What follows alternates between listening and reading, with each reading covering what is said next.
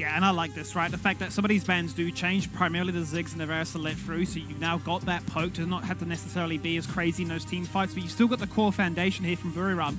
Flip the side, but they've still got themselves that Galio and that J4, which was instrumental in fighting the picks and locking you down and saying that by the time you've taken out our marksman, we've just done far too much to your team, right? So you've had to invest a lot to try and find that initial pick. So it looks like we're running it back with some similarities. The Nunu, though, is quite nice, and might just be the disruption they need, the added level of spice to try and be a pain for BURIRAM here. Yeah, the Nunu will be one of the frontliners for EVOS here, just to make sure that no one is able to reach Cat Satan on this Varus, and as well as, of course, Rich here on the Gragas. I'm very, very curious to see how this is going to pan out, because G4 back at it again on the Ahri, so the charms are going to be very detrimental. Charms into the Chain of Corruptions as well could be a deadly combo up against BURIRAM, so they have to be careful with positioning. And of course, if you want to play the Varus, you're just going to be expecting people jumping on you, like the Jarvan Forrigan on the opposite side. So it is a little bit, you know, predictable, linear. You know what you're expecting. Yeah, and I feel like, you know, with that Nunu pick and then the Ahri, you have a lot of mobility on the side of EVOS Esports. So I feel like they're ready to take the fight to BURIRAM United Esports. We're going to see, though, because BURIRAM, they're so good at turning team fights around. So who's going to come up on top on game 2? We're going to find out. Casters, over to you. Thanks a bunch, Mika. Like you mentioned, this is going to be game number 2. EVOS Esports and BURIRAM United. I mean, looking at how things are going, they had an insane game number 1 win. And game number 2, I think things are just going to get more intense here, TJ. Yeah, and one of the things that's already blowing my mind is the shift from EVOS. Game 1 to 2, they go, all right, game 1, our late game couldn't measure up to the damage that was being offered by BURIRAM in the team fights. Let's pull out some tanks of our own. We get the Nunu jungle from Valdez, one of the first times I've ever seen that from one of the best junglers on the world, picking up a new character here on the stage. And we get Rich again on the Gragas to be that beefy frontline for G4's return to the Ahri, which he did a truly incredible amount of damage on last game, and Cat Satan's pivot to the long-ranged poke, the Varus damage that can go over the top of that frontline. And we traditionally see Varus paired together with some sort of enchanter, another kind of lane bully like the Nami, so that you get confirmed priority in lane. But in this case, we're actually seeing Rich continue with his Gragas, and he's had a good performance, but I loved seeing Supporter on his Galio last game. Yeah, Supporter did an incredible job. Supporter is also just incredible at basically everything he plays. And here he's going to be in a bit of a weird spot because there are lane swap. Sorry? This is a lane swap, yeah. Archie's gone down to the bot side with Supporter. Kinemon is going to be up against Cat City in mid. Yeah, so because of the way that this has worked out, they've decided to send the mid laner down there. And that's why it's a bit of a weird spot. Because they're kind of treating this Ziggs as an AD carry. Archie's not going to be able to contribute to side lanes as much as you normally want a Ziggs to do. Normally your Ziggs roams out of mid and throws some bombs into the side lanes, or roams out of mid to participate in a gank in the side lanes. They're instead putting all of the mid lane gold onto Kinemon and leaving Archie kind of in the side lane for late game, which is an interesting pivot from BURIRAM. I won't say whether or not I think it's good or bad yet, because I simply don't know why they've done it, and I likely won't until I see how it's playing out. Sure, I mean, they're starting to get a little bit of control around, but and Archie is a safe lane that he can work from, so it's, I mean, looking fine in the early game. Neither side's really able to pull too much of an advantage, but looking at the compositions. Sorry? EVOS just matched it. Yeah. They take the Varus into Kai'Sa mid, and they brought G4 down to dual Archie. And it kind of feels like with how BRU are going about this, you know, it seems like they are going to continue with having this late game kind of carry in the form of Kinemon. And so this early game is kind of beneficial to them. Yeah, and it maybe is just because the Kai'Sa can survive the Ahri duel much better than the Ziggs. Ziggs versus Ahri kind of sucks as a matchup. So maybe that's the entirety of the thought that goes into it. But either way, I think BURIRAM is winning off of this exchange because Kai'Sa mid is very viable. It certainly provides a ton of damage. And even though EVOS with this roam have got the Varus mid, Varus is going to have a critical problem in that it's really easy to gank a Varus. It's really easy to catch a Varus out. And so there's going to be constant attempts to do that from BURIRAM, whereas this Kai'Sa can kind of watch out for herself in a way that not very many AD carries can. But EVOS Esports are doing a very good job by ensuring Rich is nearby, so they are able to prevent that gank coming across easily. Support is going to match that as well, and I think EVOS Esports made a great adaptation by batting away the Twisted Fate from Archie. Yeah. No, overall, both these teams are matching each other very well. Archie being shifted over to the Ziggs. He's very good on the character, but he doesn't have the same sideline pressure.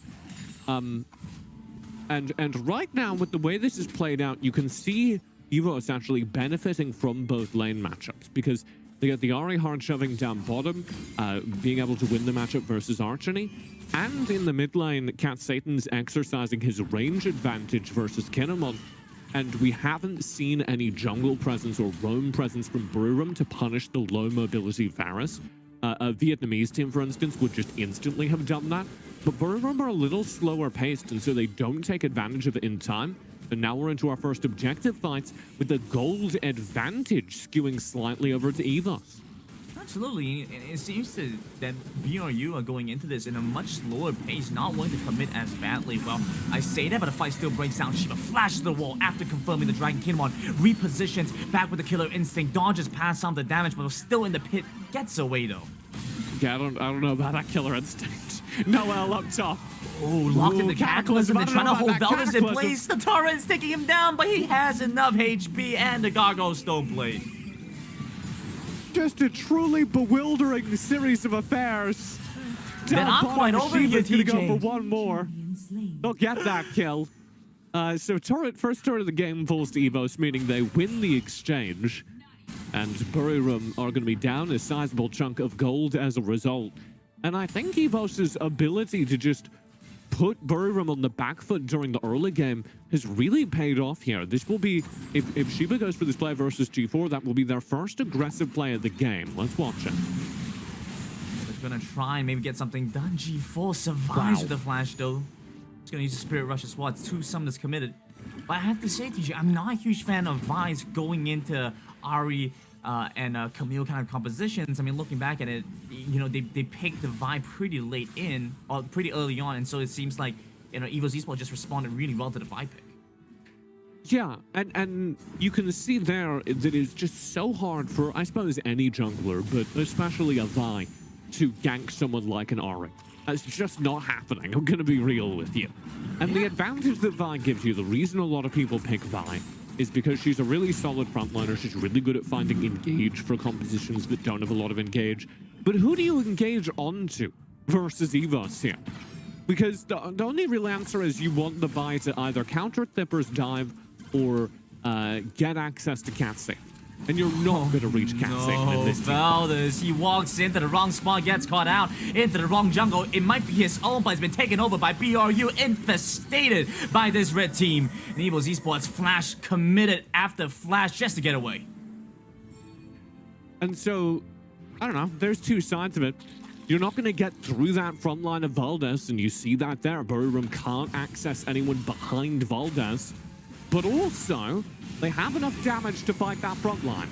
I love that response, TJ. He's just like, yeah, well, I mean, it kind of happened, and here we have it once again. The re-engage coming across from BRU. Valdez now back in it with the snowball charging up against Noel. Looks for it, drifts across the wall, flashed away from the Java to survive. But it's a nice re-engage from EVOS to get something back. Yeah, they get a little bit of their pride back. We'll see if they can get this turret as well. It's so hard to hold on to turrets. As BURIRAM, I think, agree with our assessment. They go, wow, we've really been forced onto the back foot. We played this early game very slow, and they take things up a notch. We start seeing Archie access the map and be used as that Ziggs, just pure turret sieger. I do want to flag, because we had a conversation about this yesterday. This is a Luden's Echo first Ziggs, so he's going to have a little bit more poke damage during this early game.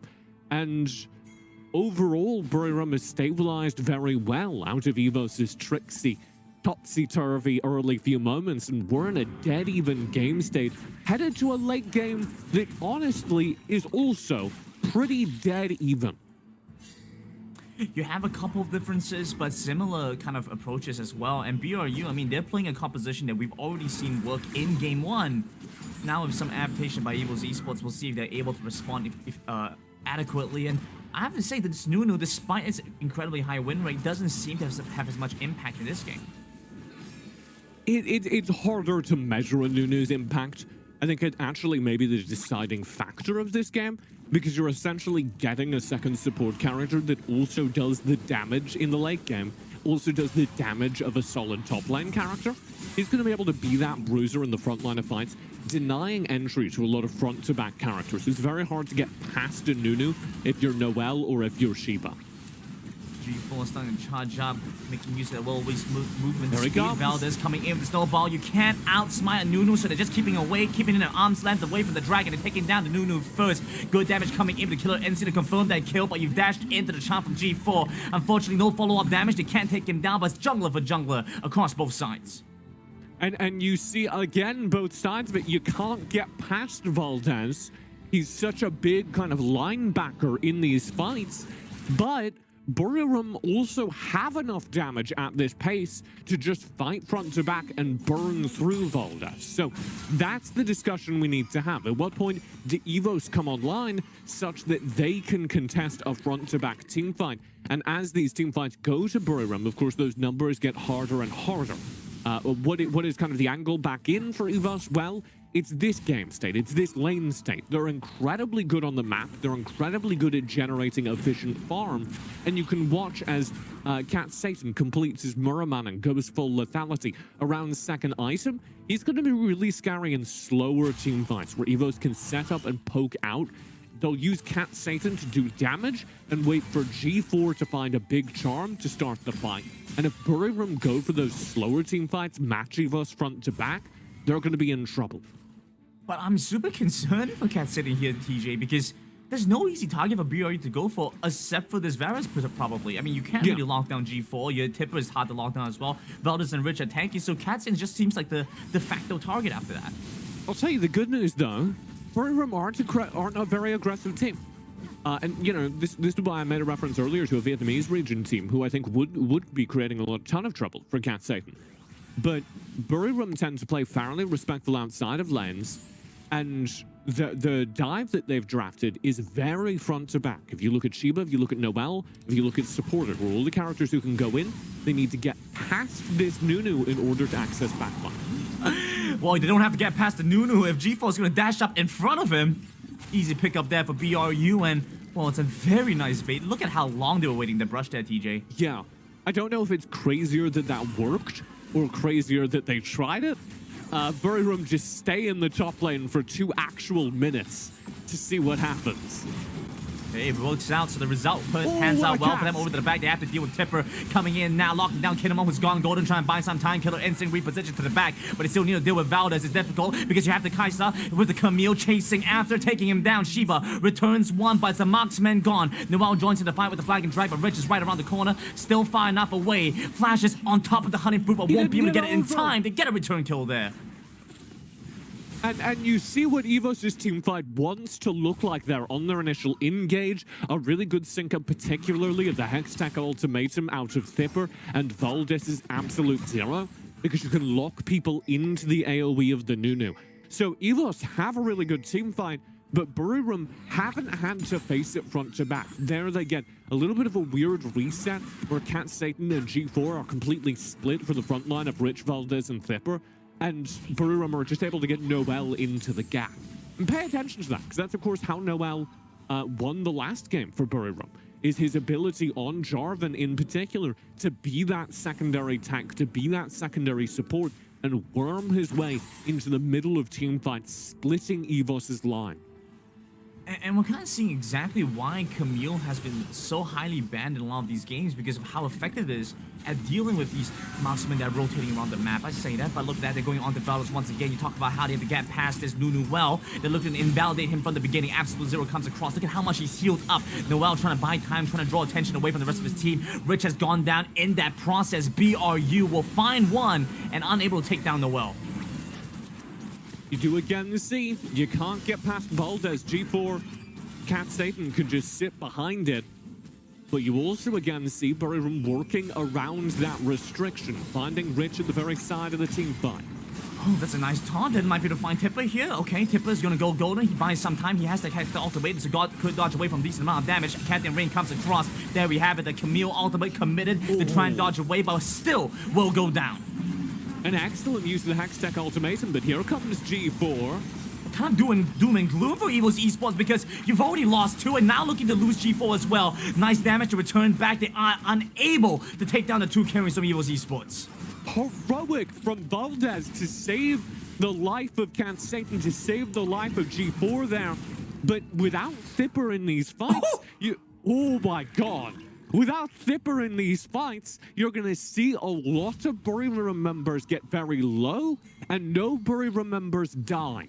This is why Varus Ziggs is very popular, because the Varus can knock people low and the Ziggs can very reliably finish them off. But without a Ziggs or something that get over the top of the front line in this team fight, you're relying on G4 and Thipper to finish off people that are getting poked by Cat Satan. And we're seeing EVOS really struggle to execute on that. They're really struggling to find the synced up team fight that operates like that, where Cat Satan can poke in over the top of Valdez, and then Thipper can go in and clean up those kills. During that fight, I think Archony, Kinemon, and Noel all went down to like 1 HP and just left, just walked away, because they weren't under serious pressure from EVOS. And what we've kind of been focusing around these skirmishes, BURIRAM United have found themselves 3 dragons during this time, and maybe collecting a life from Noel as well. Being locked down by the Hextech ultimatum is a death sentence for this Javan, who's put Tipper in a cage of his own as well. The turret's still coming in. The last one will not come across. Tipper will survive. That was a second away. Ooh, no flash committed either. Nerves of steel. Good catch, Grandin. Thipper did in fact have his flash there, and he opted not to flash out. He was confident he would survive. And that is incredible. Players knowing those kinds of timings. Honestly, just, wow. Impressive stuff that we're seeing from EVOS right now. And, well, I mean, they get to play against each other so much in their own region, in their own Icon series. Going back into this one, I mean, there was some expectations there for EVOS Esports to just run away with the game, but BRU have come in bigger. I know Omo has been kind of preaching to the choir about how BRU is such a good team. And I think we're seeing that in this series as well. I mean, this matchup did go very late regionally. Both these teams are incredibly good and incredibly closely matched. I want to talk about this late game, because we do have a couple of advantages for BURIRAM. I've talked a lot about the win condition, the kind of fight EVOS want to take. BURIRAM do have a couple of things going for them, and one of them is this. Thipper being really strong in the side lane. It's always going to be hard to catch the Camille. You can see them trying to do this now. And BURIRAM have to devote so many resources to trying to slow that play down. The other thing that's going to be going on in this late game is BURIRAM have Archony, who can just shred turrets. So if EVOS ever make a mistake in their map rotations, turrets are just going to vanish. Looking at a good amount of hope from EVOS Esports here, though. They're really putting the pressure, piling it on BRU. Like you mentioned, while they may be able to take turrets where they find these windows, EVOS Esports, well, it just seems like the macro is looking better. They pulled Noel into the mid lane, and as a result of that, Tipper has collected that bot side turret. Yeah, this is what's known as a 4-1 strategy, where you have 4 players playing in mid and 1 player playing in the side lanes. And EVOS executed perfectly. They're holding their mid turret, and they've got Thipper just poking it around the side. You can do this very easily with Camille. You also see it with Twisted Fate, and occasionally you'll see something like a Jarvan try and execute this as well, but obviously you need the teleport spell to do that. The big reason that Camille can do it, Fiora can do it, is because they have so much built-in mobility in their kits, so it's very difficult to punish them because they can always run away if they realize that there's people coming in on them. Next dragon comes up, it's that Elder Cloud Drake, not Air Drake, gotta be specific, especially with TJ here. So don't want to get called out for it. And BURIRAM United, they're onto that 3rd Drake already. They get this 4th one. I mean, they've been able to maintain control on neutral objectives despite the Nunu. If BURIRAM get this, it would give them so much true damage that I think they would just win this game. So they very, very badly need this Elder Drake. And they're going to start trying to position around it because I think they're also aware that EVOS have this really good late game team fight, this really good late game 4-1 split push setup It's scary for BURIRAM right now. This Elder Drake represents their best chance of winning this game. So they're committing to starting it. Tipper's not even in this fight, TJ. Yeah, Tipper's all the way up in the top lane. He doesn't have a teleport. Valdez doesn't have vision. Oh no, he jumps in. Is this going to be enough though? Coming in with the heroic entrance to get some good knockdown. G4 is going to flash over the wall, get away in time. In the meantime, actually will find a tower in the mid lane. Tipper split pushing, but they're onto the Elder Drake. And Valdez is still in the area. This is warded. They have to block this. They have to stop this. G4 coming back in to get a killing spree. It's Kinemon that comes in big, comes in clutch. They're back onto the dragon, but it's going to be the inhibitor traded away. We'll have to see how much more Tipper's able to find. Valdez flashes forward, but he's stuck right by the side of the wall. Won't be able to steal it. And BRU find a fourth dragon with supporter. Buying more time, buying more space. Over by the side. Might be able to take down Cat Satan. He's drawing attention away. You have to worry about Tipper. He's moving on to the Nexus, but it's gone back in time. Stalled out enough. Bought enough space as Shiba flashes onto the Camille to take him down as well. EVOS don't feel comfortable stepping into that team fight, so they play through the split lane strategy. They try and extend the dragon fight itself while they push in the sideline, while they use Tipper to their advantage. But BURIRAM match them. They outplay them every step of the way on the dragon fight. Noel going over the wall to back up Kinemon and dropping a Cataclysm on top of Valdez meant that Valdez had to flash out of the Cataclysm, and he couldn't flash over the wall into the dragon pit, and BURIRAM got the dragon uncontested thanks to that movement, thanks to that brilliant play from Noel, who now has won 2 games in a row off of his late game, just individual skill play on this tank Jarvan. I say one because BURIRAM, with that Elder, should have the game in the bag. EVOS will not have enough damage to match these team fights unless they play them perfectly. Front to back, Cat Satan, G4 behind Valdez, throwing out damage. That is the only way EVOS can win these late game team fights. And it's up to BRU to now put on the pressure. They got the Baron. They just have to apply it onto EVOS Esports. Bring the fight to them. There's an inside track available for Tipper. Unfortunately, it's going to be too difficult to maintain that as BRU have identified that as a potential weakness. Look at where they're set up here, TJ. They're waiting for EVOS Esports to overstep and for Shiva to refine his entry. Here we go. Pressure into the side lanes. These turrets melting under the gaze of Archony. Oh! Ooh. Wow! He might just get one shot. Coming in, they managed to find the first catch on the G4, looking to take down Valdez, who's not going to be enough. He's just a lone noodle. He's tanky, but he's not going to be able to stop them from sieging into the base. And once again, BURIRAM, with a late game objective fight, have turned the game, have won the game. They have to take down Kinemon. This is their only shot, the only chance, but it's not enough. And